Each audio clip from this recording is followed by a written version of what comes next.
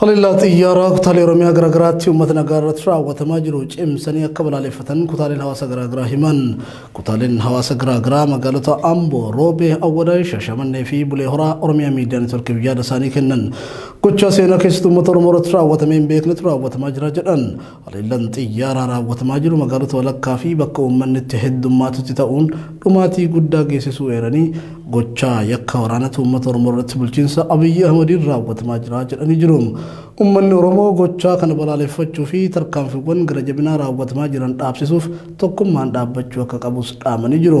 Hawaasni addunyaas rakkoo naannoo Oromiyaa keessa jiru hubachuun xiyyeeffannoo gahaa kennuu akka qabu ibsanii jiru. Godina Horroo Guduruu Wallaggaa aanaalee adda addaarraa lammiileen sababa haleellaa humnoota naannoo Amaaraatii hidhatanii dhufaniin buqqaanii magaalaa Shaambuu Yuunivarsiitii Wallaggaa damee Shaambuu fi buufata konkolaataa magaalaa Shaambuu keessa yeroof qubatanii jiran deeggarsi namummaa isaan dhaqqabaa akka hin jirre himatanii jiru. Akka godina kanaatti namoonni rakkoo kanaan qe'ee fi qabeenya isaaniirraa buqqaan 78 ol ta'uu odeeffannoon arganne ni addeessa. Erga buqqaatonni 1000 lakkaa'aman magaalaa Shaambuu keessa qubatanii jalqabee gaafa duraa Yuunivarsiitiin Wallaggaa nyaata uffataa fi mallaqa gargaaraa akka ture ibsuun wayitii ammaa garuu deeggarsa dhabanii rakkachaa jiraachuu jiraattonni aanaa Jardaagaa jaarteerraa buqqaan himanii jiru. Osoo uummanni magaalaa Shaambuu nyaatan buqqaatota kana deeggaruu baateen sababa beelatiin lubbuun namaa baay'ee darbuu akka danda'us ibsanii jiru. Namoonni dhukkubsatan haala ulfaataa keessa jiru kan jedhan jiraattonni darbee haala sargataa akka jiran himu. Jiraattonni aanaa Amuruurraa buqqa'uun garas qubsiifaman ammoo duraan dhaabbata fannoo diimaa fi UNICEFtu deeggarsa nuuf taasisaa ture. Amma immoo deeggarsi godhamaa ture addaan cituurraa kan ka'e rakkoo hamaaf saaxilamaa jirra jedhan. Itti gaafatamaan waajjira buusaa gonofaa godina Horroo Guduruu Wallaggaa obbo Hamdi Hunnuuruu yaada sagalee Ameerikaatiif kennaniin gama isaaniitiin buqqaatota kanaaf deeggarsi kallattii adda addaatiin godhamaafii jiraachuu dubbatu. Sadarkaa naannoo fi federaalattis waliin qindoomuun deeggarsi taasifamaa jira kan jedhan itti gaafatamaan waajjira buusaa gonofaa godinichaa dhaabbilee mootummaa fi miti mootummaa gaafanne hawaasa kana baraaruuf yaalii gooneerra garuu deeggarsi taasifame gahaa miti jedhu. Aanaalee sadi jechuunis Amuruu, Jardaagaa jaartee fi Horroo Bulluqirraa jiraattonni maatii isaanii waliin qe'ee fi godoo isaaniirraa buqqaan 78 ol ta'uun waajjirri buusaa gonofaa Oromiyaatis mirkaneesseera. Kanas kan ibsan itti aanaa buusaa gonofaa Oromiyaa kan ta'an obbo Garramuu Oliiqaati. Gaafiin buqqaatota ammoo akkamiin qe'ee keenyatti deebinee jireenya geggeeffanna kan jedhu yoo ta'u kanaaf furmaata waaraa dhabuu komatu. Deeggarsi guyyaa tokkoo fi lama nutti darbatamu gowwoomsaadha malee lafa keenya fi qe'ee keenya irratti abbaan nun taasisu kan jedhan buqqaatonni mootummaas ta'ee qaamonni dhimma ilaaluun akka gara qe'ee keenyaatti deebinu fala barbaaduu qabu jedhu. Walumaa qabateen weerara humnoonni hidhatan daangaa cehuun raawwachaa jiraniin godina Wallagga Bahaa aanaa Giddaa Ayyaanaa gandoota Haroo Ayyaanaa Dooroo Oborraa Gaattiraa Gomboo fi Nageessoo jedhaman keessaa uummanni 1000 lakkaa'amu qe'ee fi qabeenya isaarraa buqqa'uun magaalaa Ayyaanaa keessa qubatee deeggarsa namummaa dhabuun rakkachaa jiraachuu jiraattonni ni himatu. Gama biraatiin godinoota rakkoo beelaa fi buqqaatiitiin miidhamaa jiran keessaa tokko godina Baaleeti. Baalee aanaa Gurra Dhaamoleetti uummanni sababa weerara daangaa fi beelatiin qe'ee fi qabeenya isaaniirraa buqqaan hanga ammaatti furmaata homaatu kan argatiin jiraattonni ni himu. Akka Oromiyaa Miidiyaa Neetwoork maddeen naannicharraa odeeffatetti aanaa Gurra Dhaamolee gandoota Hokkoltuu fi Habroonaa jedhaman keessaa uummanni buqqa'een gara Dalloomannaa fi Daawwetti baqatee amma yoonaatti gara qe'ee isaatti hin deebine. Godina Baalee fi Baalee Baatti aanaalee balaa hongeetiin miidhaman keessaa Gurra Dhaamolee madda walaabuu raayituu daawwee sarar daawwee qaachan sawweenaa fi kanneen biroo yoo ta'an lubbuun beeyladoota fi namaa danuun gaagamtee jirti jedhu jiraattonni. Godina Baaleetti kan argamtu aanaan Gurra Dhaamolee aanota yeroo ammaa beela fi rakkoo nageenyaa keessummeessaa jiran keessaa tan duraati. Uummanni aanichaa hedduun balaa beelaaf saaxilamee gargaarsa tattamaa barbaadaa kan jiru yoo ta'u gandoota aanichaa kanneen akka Okkoltuu fi Habroonaa jedhaman keessatti weerara hidhattoonni naannoo Somaalee daangaa canii dhufan irratti raawwataniin uummanni qe'ee isaarraa buqqa'e gaagama hamaa keessa jiraachuu odeeffanne. Rakkoo nageenyaa fi beelaa gandoota kanneen keessatti mudateen lubbuun namoota ji'oota afran darbanii as akka darbe kan himan jiraattonni naannichaa kun kanaan osoo jiru hawaasa beelan miidhame kanaaf deeggarsi taasifamee hin jiru jechuun jiraattonni wayitii garaagaraatti komii dhiheeffataa jiru. Dhimma kanarratti bulchaa aanaa Gurra Dhaamolee dubbisuuf yaaliin goone ammaaf hin milkoofne. haleellaan qindaa'aa namoota naannoo Amaaraatiin raawwatamu godinaalee Horroo Guduruu Wallaggaa fi Wallagga Bahaatti gaagama ulfaata hawaasa saaxiluu erga jalqabee bubbuleera. Haleellaa kanaan lubbuun hawaasa nagayaa dabruu dabalatee mancaatiin qabeenyaa saamichii fi qisaasni hedduun raawwatamaa jiraachuu OMN irra deddeebiin gabaasaa ture. Sababoota haleellaa kanaatiin lubbuun namoota dhibbootaan lakkaa'amanii dabreera. Qabeenyi mootummaa fi hawaasaa miiliyoonotatti tilmaamamu saamameera, gariinis barbadeeffamee jira. Haleellaa qindaa'aa hidhattoota naannoo Amaaraa daangaa canii dhufanii raawwatamu kan ilaalchisee mootummaan furmaata kaayeen qabu jechuun jiraattonni irra deddeebiin komatu.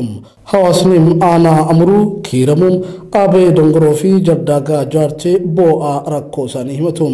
Haleellaa hidhattoonni naannoo Amaaraa daangaa canii dhufuun irratti raawwataniin alatti haleellaa mootummaan irratti raawwataa jiruunis miidhamaa jirra jedhan.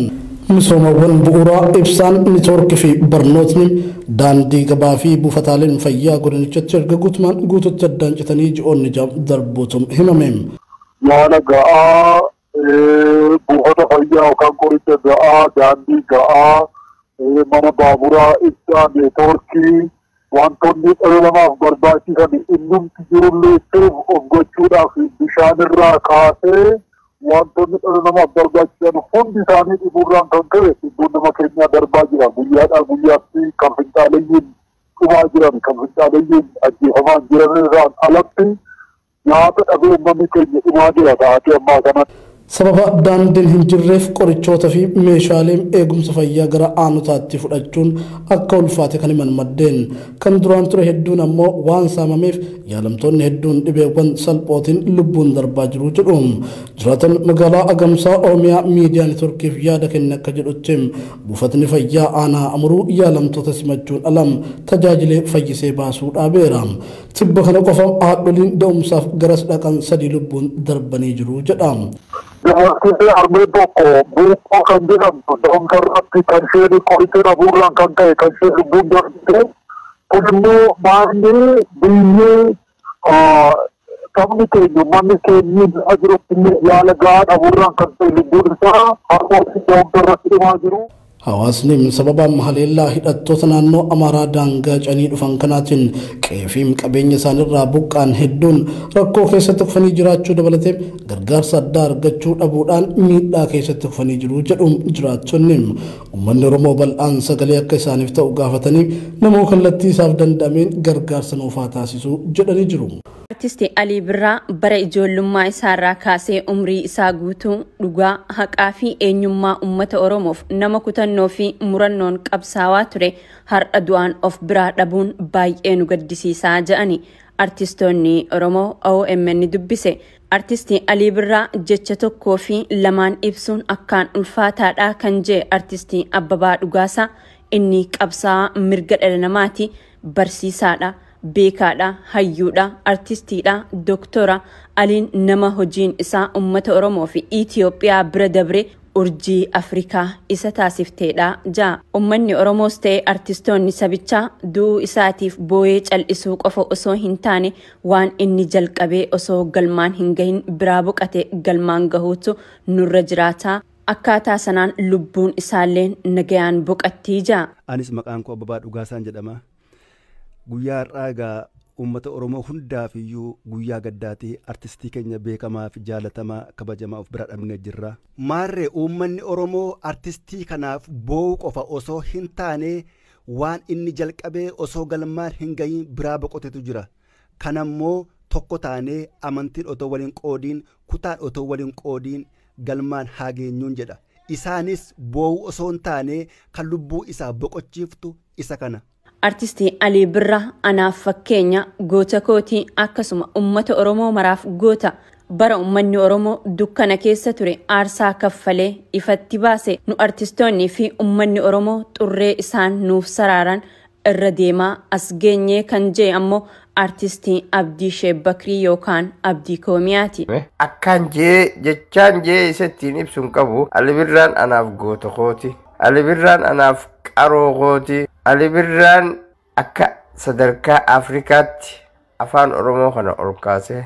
Afaan Oromoo kan alagaan barabaraan hacuuccee gaxawwaaluudhaaf yaalte fiintee Afrikaa maraa godhee Doktora kabajaa artistii Alii Birraa jechaan ittiin ibsu hin qabu kan je artistii Kadiir Said yookaan Shibirreen ammoo Aliin nama ummanni isaa eenyummaa ofiitti akka hin saalfanne eenyummaa ofiitiif akka falmatan akka baratan nama godheedhaa jaa.